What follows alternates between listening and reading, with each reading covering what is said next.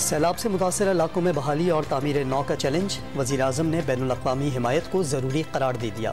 अमीर कतर से टेलीफोन पर बातचीत में सैलाब ज़दगान की इमदाद पर इजहार तशक्कुर। इमरान खान से मुनीस इलाही की एक और मुलाकात। एतमाद के वोट की हिकमत अमली पर गौर। नून लीग मुँह के बल गिरेगी। मुलाकात के बाद मुनीस इलाही का ट्वीट। PTI का पंजाब असम्बली 11 जनवरी के फ़ौरन बाद तहलील करने का प्लान। 20 जनवरी तक खैबर पख्तूनख्वा असम्बली भी तहलील करने का मंसूबा बना लिया।